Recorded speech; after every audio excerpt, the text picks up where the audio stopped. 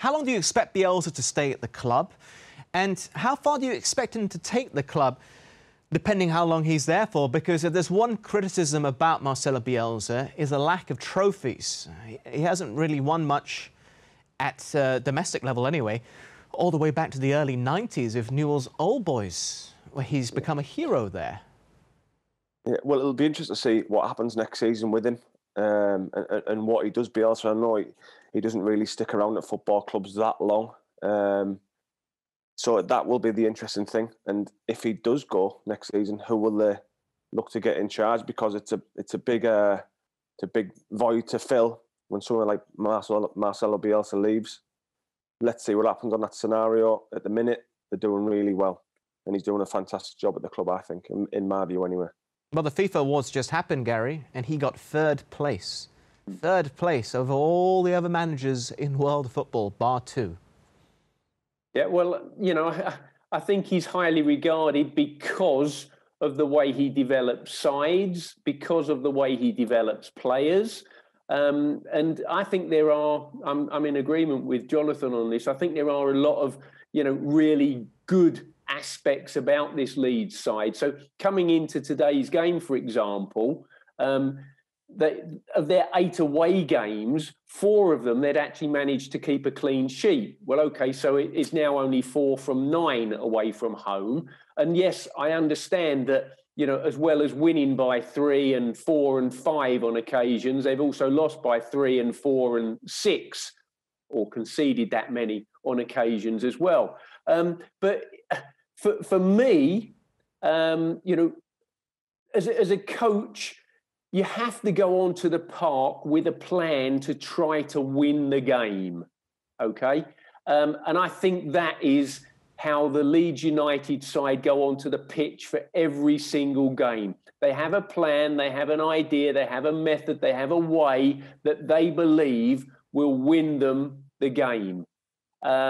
It's not a case of, and I'm looking back, first game of the season, they were up at Anfield, weren't they? They had a go at Liverpool, the champions, in the first game of the season at Anfield. And I think that's admirable. And I think it's the way that I prefer to see clubs, players, coaches approach the game. Shouldn't there be more of an adaptation to your opponents, though? Woody, if you're going to constantly play the same way, if you're willing to announce your lineup in front of the entire world 48 hours, 24 hours before a game, not to say that they're predictable, but shouldn't you be able to adapt against your opponents to try to exploit more of their weaknesses and to protect yourself from your own weaknesses? Bielsa has one way of playing, and that's the way he's going to stick with. I don't see him change for anyone. That's why he announces the team sometimes the day before a game. The managers know basically what he's going to do. Can they stop it at times? Could they stop it in the Championship? No. Can they stop it in the Premier League? Yes, because there's better players in the Premier League. So if you're going in a man-for-man system, basically, you're gonna be up against better players. So the better players, if you're in one-on-one situations, are going to be better than the weaker players, and that's what's happening this year with Leeds at times. You know, if you're asking a Dallas to go man-to-man with Son's going to come out on top, isn't he? Or on the other side of the field with Bergwijn against Orlovsky. Bergwijn's a better player, so then it's tough for Orlovsky to help him to help the team to get better in that scenario. You know, you've managed against Marcelo Bielsa, and I found Jose Mourinho's quotes about him interesting. He said, "I'm only a disciple of my father, and I don't like that situation in football. Even younger coaches, even people that have worked for me before, I don't like that. Oh, they are the disciple of Jose." Everyone is an individual with their own ideas. You can be influenced by one or another, but in the end, what matters is the individual. What do you make of the fawning of Marcelo Bielsa? I think everyone loves him because he does it slightly differently. I mean, you say about, I've read about Pochettino before, and Guardiola absolutely adore him. Do they play exactly like him? Do they play man for man? I'm not so sure they do. But they play with the ball, they pass with the ball. But it's just the way that he goes about his teams. He has the energy in his teams. And like I said before, they have no different way of playing.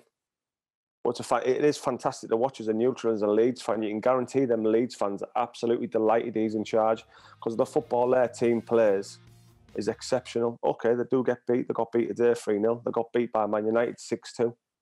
But I tell you what, like Gary said, they turn up week in, week out, and they have a right go. And they give everything to try and win that game. And you can guarantee Bielsa goes out there to win every game. He doesn't pack 11 men behind the ball.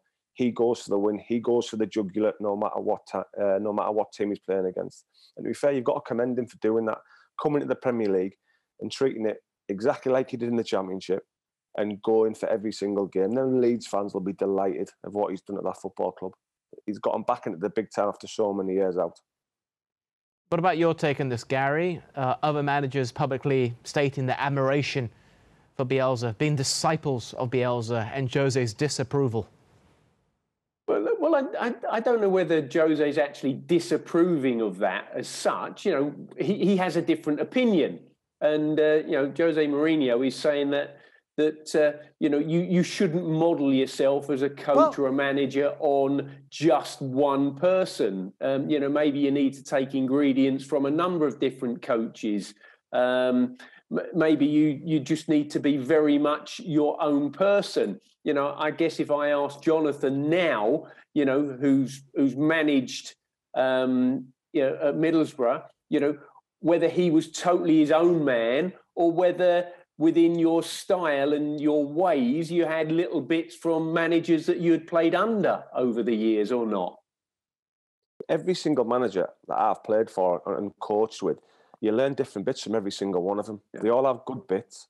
They all have bad bits, and you just take them all together and try to put them together as one. It's all experiences you learn from. But like you say in football, if you weren't getting results, you're getting a sack. So if I want to go into a football club and play all lovely, nice football like I wanted to, you don't always get the results you want. You need to go into a football club and get results. That's what Mourinho does week in, week out. What's the DNA? Year in, year out. What's the DNA of a good football manager for you? Who do you get the man management from? Who do you get the tactical side from?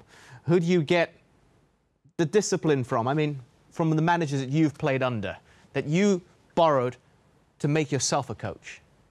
Man management, I'd say Bobby Robson, Harry Redknapp, Teddy Venables, them type of managers, David O'Leary with ones who had good man management skills.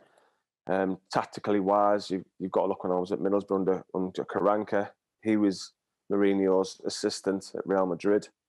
You know, so like I say, with a Tony Pulis, tactically as well, defensively astute, knows how to win games by being well structured as a coach. Like I say, you learn lots of different aspects from every manager that you work with, and you note them all down. You take notes on what they do, and you learn.